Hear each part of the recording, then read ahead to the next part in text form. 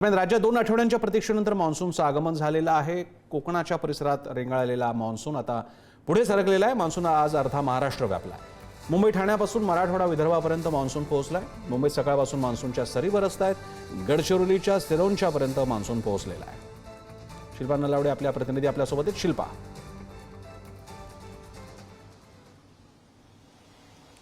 प्रसन्न sir, खरंय महाराष्ट्रात monsoon दाखल झाला आणि आता शेतकऱ्यांना दिलासा मिळाल्याचं पाहायला मिळतंय। सकाळपासूनच मुंबई, ठाणे, नवी मुंबई, विदर्भापर्यंत हा पाऊस पोहोचलेला पाहायला मिळतोय। 2 दिवस रिमझिम पाऊस बरसत होता, मात्र आज सकाळपासून पावसाने सातत्य टिकून ठेवलेलं पाहायला मिळतंय। रिमझिम मध्ये जोरदार सरी या मुंबई शहरामध्ये सकाळपासूनच बरसतायत। मुंबई शहर असेल, नवी मुंबई असेल, ठाणे असेल, रायगड असेल, पालघर असेल, या शहराला येलो अलर्ट हवामान विभागाने दिलेला आहे। त्याचबरोबर 2 दिवसात मुसळधार पाऊस बरसेल अशी देखील शक्यता वर्तवलेली आहे। आपण जर पाहिलं तर उकाड्याने नागरिक अगोदरच हैराण झाले होते आणि आता हा जो पाऊस आलेला आहे, सकाळपासून संततधार पाऊस सुरू असल्यामुळे हवेमध्ये गारवा निर्माण झालेला आहे। थंडगार गारवा निर्माण झाल्यामुळे जे नागरिक आहेत त्यांना दिलासा मिळालेला आहे। विशेष म्हणजे नागपूरपर्यंत हा पाऊस पोहोचलेला आहे, विदर्भापर्यंत पोहोचलेला आहे।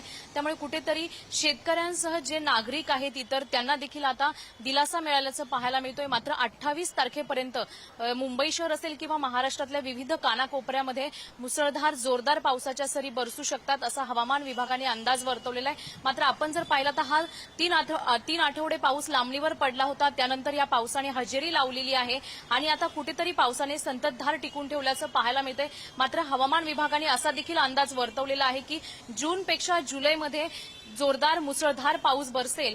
जूनमध्ये जेवढा पाऊस झाला नाही त्यापेक्षा जास्त पाऊस हा जुलैमध्ये होणार आहे। त्यानंतर पुन्हा ऑगस्ट सप्टेंबरमध्ये पावसाची जी संततधार असेल किंवा पाऊस कमी होऊ शकतो, त्यानंतर पुन्हा पाऊस वाढवू शकतो असा हवामान विभागाने अंदाज वर्तवलेला आहे। त्यामुळे आपण जर एकीकडे पाहिलं तर मुंबई असेल, ठाणे असेल, नवी मुंबई असेल, पुणे परिसर असेल किंवा जुन्नरचा परिसर असेल, असे अनेक ठिकाणी आपण जर पाहिलं तर पाणी टंचाईची समस्या ही पूर्ण महाराष्ट्रभर भेडसावताना पाहायला मिळत होती। मात्र सकाळपासून पावसाने संततधार टिकून ठेवल्यामुळे एकीकडे हवेमध्ये गारवा निर्माण झालेला आहे आणि नागरिकांना आणि शेतकऱ्यांना दिलासा देखील मिळाला। आपल्याला अपेक्षा असेल की हा दिलासा असाच कायम राहील आणि खास करून आपली धरणं ज्यांचे अजूनही पुरेसा भराव झालेला नाहीये पाण्याचा, तो आता भरला जाईल आणि आपले पाण्याची ददात सगळ्या महाराष्ट्राची मिटेल। धन्यवाद तुम्ही दिलेल्या माहितीबद्दल शिल्पा।